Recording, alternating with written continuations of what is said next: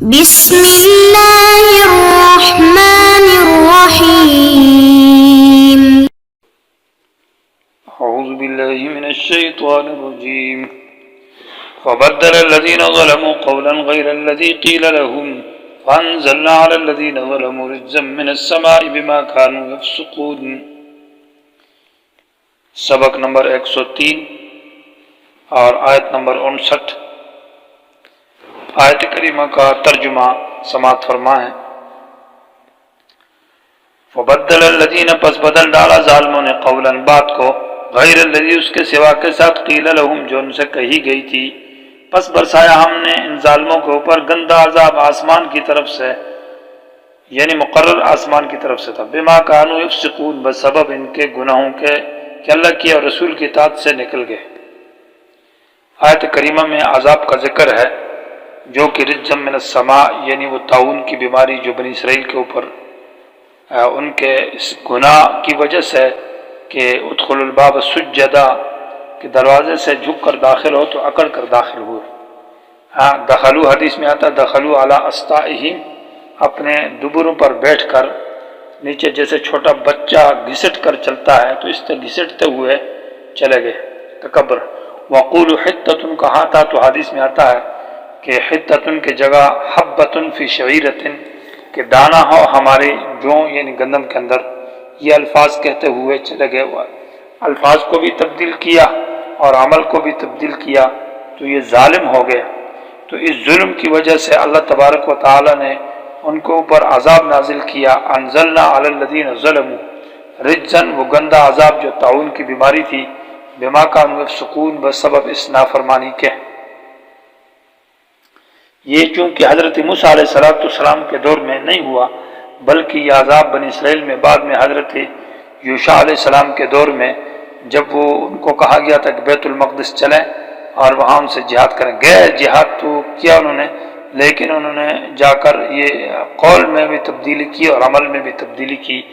اور اس کی وجہ سے اللہ تبارک و تعالی نے اس بیماری میں ان کو مبتلا کیا۔ اس آیت کے اندر گویا کہ عذاب کا ذکر ہے جو کہ رجز ہے، اور پھر سبب عذاب کا ذکر ہے کہ عذاب کس وجہ سے ہوا، تو وہ تبدیل ہے کہ اللہ تعالیٰ کے قول کو اور عمل کو بھی تبدیل کیا۔ اسی طرح پھر سبب علت السبب کو ذکر کیا کہ سبب جو ہے تبدیلی ہے یہ کس وجہ سے کی ہے، تو وہ ظلم ہے کہ ان کے اندر پرانا ظلم تھا اور ظلم جدید تھا، تو ظلم کی وجہ سے تبدیل کی اور تبدیل کی وجہ سے عذاب آیا۔ تو عذاب کا بھی ذکر ہے اور سبب عذاب، اور سبب عذاب کے بعد سبب العلت، علت کا جو سبب ہے، سبب کی جو علت ہے اس کا ذکر بھی ہے۔ فبدل الذین، پس بدل ڈالا، الذین ظلموا، ظالموں نے۔ اور ظلم اس لیے کہ اللہ تبارک و تعالیٰ کے قول میں جو انسان تبدیلی کرتا ہے، اللہ تعالیٰ نے ایک حکم دیا ہے، ایک نماز کا یا روزے کا یا دعا کا یا ذکر کا، اس میں انسان کیفیت کو تبدیل کرتا ہے یا وقت میں تبدیلی کرتا ہے، اور اسی طرح اس کے الفاظ میں تبدیلی کرتا ہے، آگے پیچھے کرتا ہے، اوقات اپنی طرف سے مقرر کرتا ہے یا کیفیت طریقہ اپنی طرف سے بناتا ہے، یا اس کی اجتماعی حالت پیدا کرتا ہے، انفرادی میں اجتماعی اور اجتماعی میں انفرادی، تو یہ ظالم ہے۔ قولاً، بات کو تبدیل کیا، اور وہ بات کی تھی حتۃ کا کلمہ تھا۔ غیر الذی، یہ قولاً ترکیب میں موصوف ہے اور غیر مضاف الذی قیل لهم جملہ صلہ ہے، اور پھر یہ مضاف الیہ ہو کر صفت بنتا ہے قولاً کے لیے۔ اس پر ایک سوال پیدا ہوتا ہے، وہ یہ ہے کہ بدل ڈالا الذین ظلموا، ظالموں نے، قولاً بات کو، ایسی بات غیر الذی، اس کے سوا تھی، قیل لهم، جو ان سے کہی گئی، یعنی جو بات کہی گئی اس کو نہیں بدلا، اس کے سوا بات کو بدلا۔ تو ان سے تو حتۃ کا کلمہ کہا گیا تھا، یہ نہیں تبدیل کیا، کسی اور کلمے کو تبدیل کیا، یہ معنی تو درست نہیں ہے۔ تو اس وجہ سے آیت کا یہاں جواب اس کا یہ ہے کہ اصل میں یہاں فعل محذوف ہے جو کہ متضمن ہے، اور وہ ہے فبدل الذین ظلموا، بدل ڈالا ظالموں نے، قولاً بات کو، واخذوا، اور لے لیا، غیر الذی، بات کیا تھی وہ حتۃ تھی، اس کو تبدیل کر واخذوا، لے لیا، غیر الذی، اس کے سوا کو، قیل لهم، جو ان سے کہی گئی تھی۔ تو واخذ الذین، واخذوا غیر الذین عبارت ہے، یا یہ ہے کہ بدل بمعنی استبدل کا ہے، تو معنی یہ ہوگا فبدل الذین ظلموا، ظالموں نے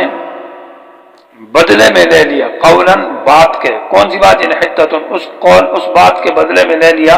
غیر الذی اس کے سوا کو، قیل لهم جو ان سے کہی گئی، یا بدل بمانا قال ہے، تو یہ اس کے جوابات ہوئے۔ یہاں پر سوال یہ پیدا ہوتا ہے کہ ماقبل آیت میں تو دو خرابیاں ذکر ہے، جو بنی اسرائیل کی دو خرابیاں تھیں، ایک یہ کہ ادخلوا باب سجدن کے سجدہ کرتے جھک کر جانا ہے، اور دوسرا یہ کہ کلمہ حتتن کہنا، تو کلمے کو بھی تبدیل کر دیا، حتتن کے بجائے حبتن فی شعیرتن کہا، اور جیسے ابھی آپ کے سامنے حدیث کا بیان ہوا ہے، اور عمل بھی اس کے خلاف کیا کہ بجائے جھک کر جانے کے وہ نیچے بیٹھ کر بچوں کی طرح گھسٹ کر چلے گئے تکبرانہ انداز سے۔ تو کیوں قرآن نے ایک جرم کا ذکر کیا ہے کہ صرف جو ہے تبدیلی قول جو ہے اس کو ذکر کیا، اور اس ظلم ان کا گناہ کو ذکر کیا، اس پر سزا کا ذکر کیا، اور جبکہ دوسرے عمل کا ذکر نہیں کیا؟ تو اس کا جواب یہ ہے کہ تفسیر قرطبی رحمہ اللہ نے لکھا ہے کہ القول انقص من العمل، یہ قول جو زبان کی عبادت ہے یہ عملی عبادت سے کم ہے، تو جب چھوٹی عبادت میں وہ ظالم ہے اور فاسق ہے تو بڑی عبادت میں وہ بطریقہ اولا ہے، گویا کہ مقایستاً قیاسی طور پر، اندازے کے طور پر وہ بھی اس میں آ گئے، اس لیے اس کا ذکر نہیں کیا۔ فبدل الذين ظلموا قولا غير الذي قيل لهم، اب جو تبدیل کی ہے تو ایک ہے تبدیل اور ایک ہے تغییر۔ تبدیل کہتے ہیں چیز کی صفت کو تبدیل کرنا، ایک صفت سے دوسری صفت میں اس کو لے جانا، جیسے مٹی ہے تو اس کو مطلب یہ ہے کہ اینٹ بنا لینا، اور تغییر کہتے ہیں چیز کی ذات ہی کو بدل دینا، کہ اس چیز کو ہٹا دینا۔ تو یہاں کیسے قرآن کہتا ہے کہ تبدیل بھی کی ہے اور غیر معنی تغییر بھی کی ہے، جبکہ حتتن کے کلمے میں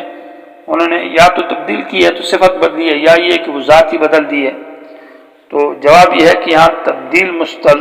مستلزم ہے تغییر کو، جب صفت بدل دی، حتتن کی جگہ دوسرا کلمہ کہہ دیا، حنتتن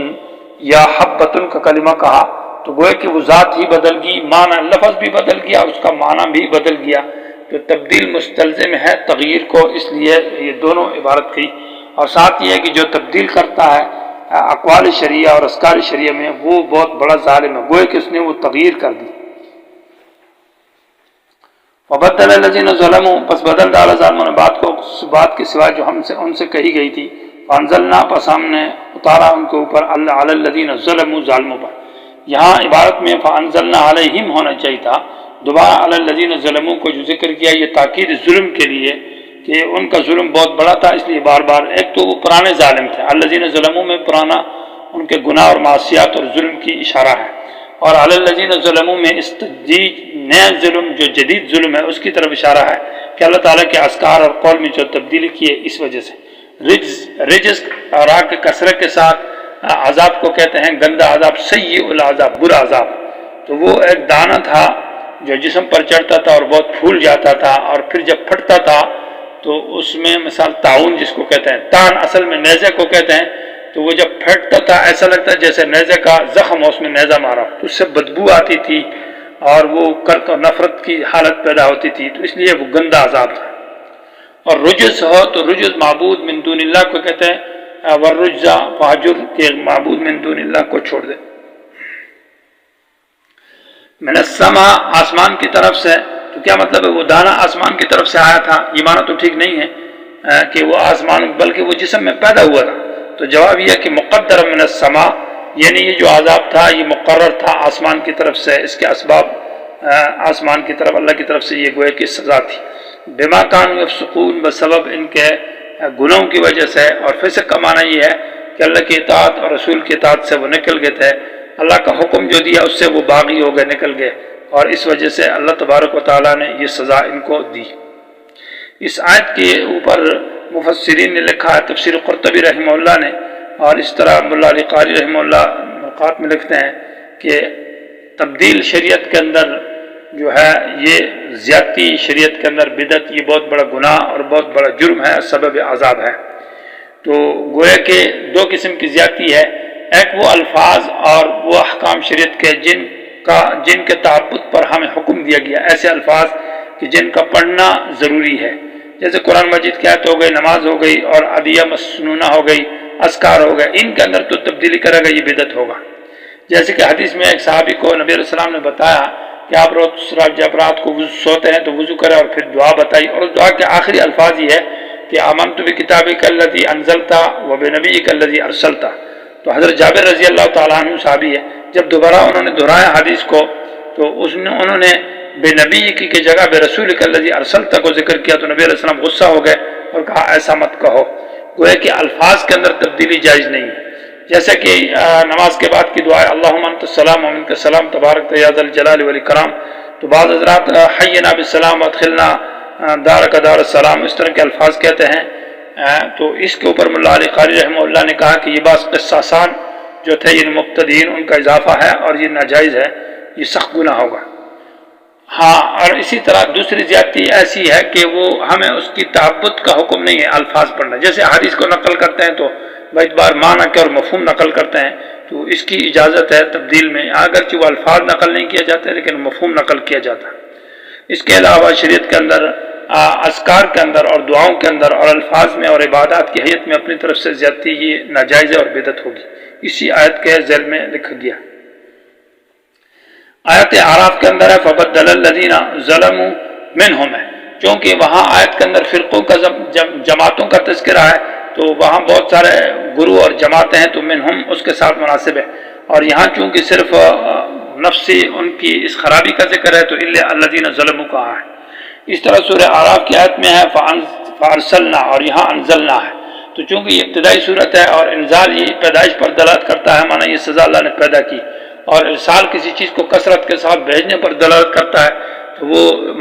ترتیبی نزولی کے اعتبار سے دوم نمبر ہے، تو وہاں ارسال مناسب لفظ ہے کہ یہ عذاب ہم نے ان کے اوپر بھیجا ہے۔ یہاں علی الذین ظلموا کہا ہے اس لیے کہ تصریح کی ہے کہ جو سزا ملی ہے یہ ظلم جدید جو نہیں تغییر کی وجہ سے ملی ہے، اور وہاں چونکہ مقصد علیہم کہا ہے کیونکہ ماقبل میں وہاں بعد میں بما کانوا یظلمون ذکر ہے، تو وہاں علی الذین ظلموا کو دوبارہ ذکر نہیں کرنا بلکہ ظلم دو تھے، ایک سابقہ ظلم اور ایک ظلم جدید جو کہ یہ نے تغییر کی ہے، اس لیے بعد میں بما کانوا یظلمون کہا تو علیہم ذکر کیا، علی الذین ظلموا ذکر نہیں کیا، اور اس طرح یہاں پر بما کانوا سکون ذکر کیا اور وہاں یظلمون ذکر کیا کہ ظلم ایک مرتبہ اس میں پہلے ذکر ہو گیا تھا، دوبارہ ذکر کیا تو دو ظلم ہو گئے، اور یہاں چونکہ پہلے علی الذین ظلموا کہا ہے اس لیے دوبارہ بما کانوا یفسقون کہا۔ یہ حکمت ہے جو آیتوں کے اندر فرق ہے، اللہ تعالیٰ سمجھ کی